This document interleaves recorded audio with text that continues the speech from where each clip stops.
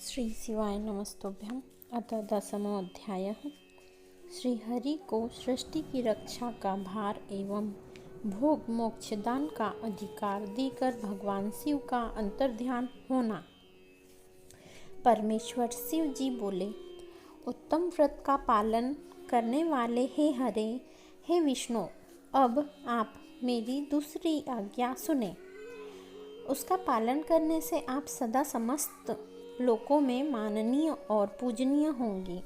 ब्रह्मा जी के द्वारा रचे गए लोक में जब कोई संकट उत्पन्न हो, तब आप उन संपूर्ण दुखों का नाश करने के लिए सदा तत्पर रहना।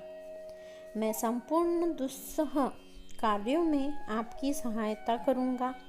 आपकी दुर्जय और अत्यंत उत्कट शत्रुओं को मैं मार गिराऊंगा।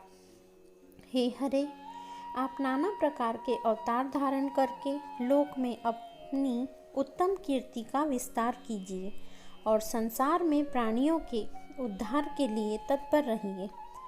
गुरु रूप धारण कर मैं रुद्र निश्चित ही अपने इस शरीर से संसार के उन कार्यों को करूँगा जो आपसे संभव नहीं है, इसमें संदेह नहीं है। आप रुद्र के ध्येय और रुद्र आपके ध्येय है। आप दोनों में और आप तथा रुद्र में कुछ भी अंतर नहीं है। हे महाविष्णु, लीला से भेद होने पर भी वस्तुतः आप लोग एक ही तत्व हैं। यह सत्य है, सत्य है, इसमें संशय नहीं है। जो मनुष्य रुद्र का भक्त होकर आपकी निंदा करेगा, उसका सारा पुण्य तत्काल भस्म हो जाएगा। हे पुरुषोत्तम विष्णु, आप से द्वेष करने के कारण मेरी आज्ञा से उसको नरक में गिरना पड़ेगा। यह सत्य है, सत्य है, इसमें संशय नहीं है। आप इस लोक में मनुष्यों के लिए विशेषतः भोग और मोक्ष प्रदान करने वाले और भक्तों के ध्येय तथा पूज्य होकर प्राणियों का विग्रह और अनुग्रह, निग्रह और अनुग्रह कीजिए। ऐसा कहकर भगवान शिव ने मेरा हाथ पकड़ लिया और श्री विष्णु को सौंपकर उनसे कहा, आप संकट के समय सदा इनकी सहायता करते रहें।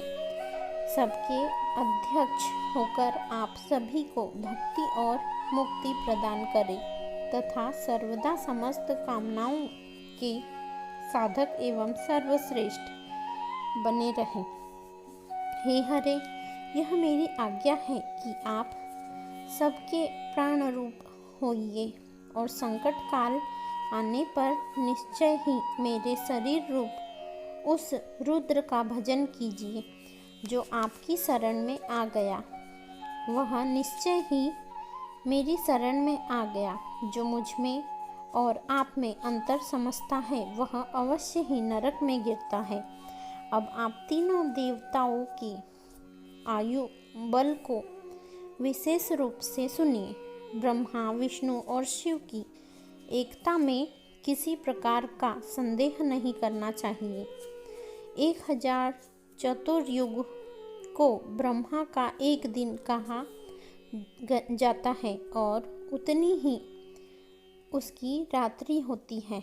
इस प्रकार क्रम से यह ब्रह्मा के एक दिन और एक रात्रि का परिमाण है। इस प्रकार के 30 दिनों का एक मास और 12 मासों का एक वर्ष होता है। 100 वर्ष के परिमाण को ब्रह्मा की आयु कहा गया है। ब्रह्मा के एक वर्ष के बराबर विष्णु का एक दिन कहा जाता है। वे विष्णु भी अपने 100 वर्ष के प्रमाण तक जीवित रहते हैं। विष्णु के एक वर्ष के बराबर रुद्र का एक दिन होता है।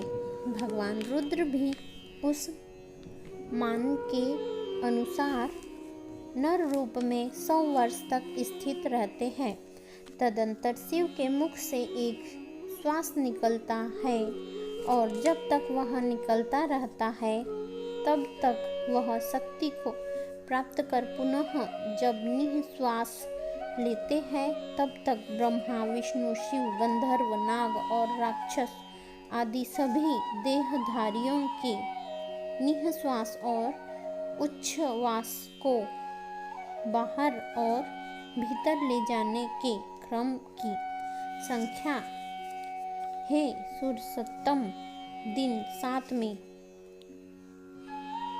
मिलाकर 21,000 का 100 गुना एवं 600 अर्थात 21,06,000 कही गई है।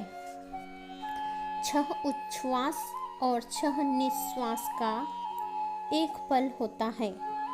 60 पलों की एक घड़ी और 60 घड़ी प्रमाण को एक दिन और एक रात्रि कहते हैं। सदाशिव के निश्वासों और इच्छ्वासों की गणना नहीं की जा सकती है, अतः शिव जी सदैव प्रबुद्ध और अक्षय है। मेरी आज्ञा से तुम्हें अपने विविध गुणों के द्वारा सृष्टि के इस प्रकार के होने वाले कार्यों की रक्षा करनी चाहिए।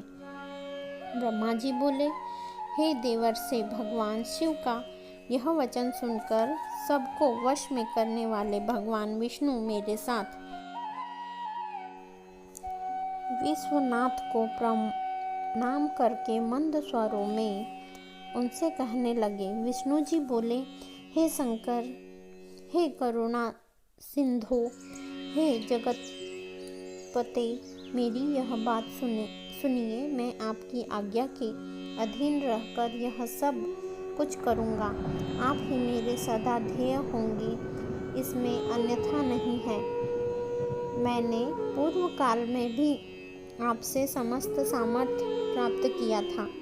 हे स्वामिन, क्षण मात्र भी आपका श्रेष्ठ ध्यान मेरे चित्त से कभी दूर न हो। हे स्वामिन, मेरा जो भक्त आपकी निंदा करे उसे आप निश्चय ही नरकवास प्रदान करें। हे नाथ, जो आपका भक्त है वह मुझे अत्यंत प्रिय है। जो ऐसा जानता है उसके लिए मोक्ष दुर्लभ नहीं। आज आपने निश्चय ही मेरी महिमा बढ़ा दी है। यदि कभी कोई अवगुण आ जाए तो उसे क्षमा करें। ब्रह्मा जी बोले। तदंतर विष्णु के द्वारा कहे गए श्रेष्ठ वचनों को सुनकर शिव जी ने अत्यंत प्रीतिपूर्वक विष्णु से कहा कि मैंने आपके अवगुणों को क्षमा कर दिया है। विष्णु ने ऐसा कहकर उन कृपानिधि परमेश्वर ने कृपापूर्वक अपने हाथों से हम दोनों के संपूर्ण अंगों का स्पर्श किया।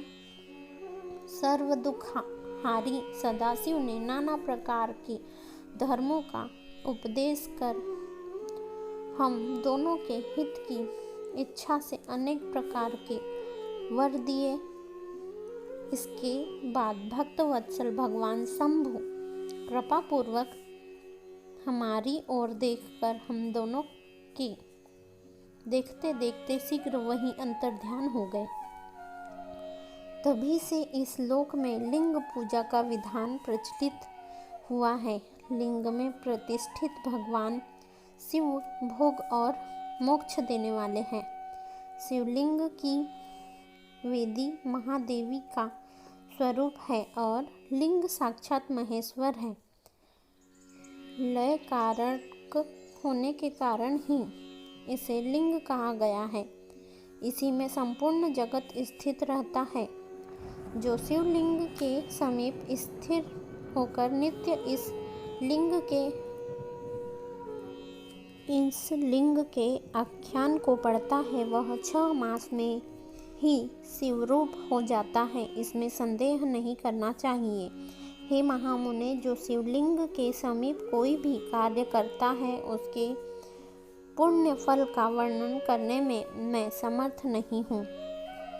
इस प्रकार श्री शिव महापुराण के अंतर्गत द्वितीय रुद्र संहिता के प्रथम खंड में सृष्टि उपाख्यान में परम शिवतत्व वर्णन नामक 10वां अध्याय पूर्ण हुआ। श्री शिवाय नमस्तुभ्यम। कृपया इस चैनल को सब्सक्राइब करें तथा घंटी के चित्र को टच कीजिए ताकि आगे आने वाले अध्याय की सूचना आपको जल्द ही प्राप्त हो। धन्यवाद। कमेंट में ओम नमः शिवाय लिखना न भूलें।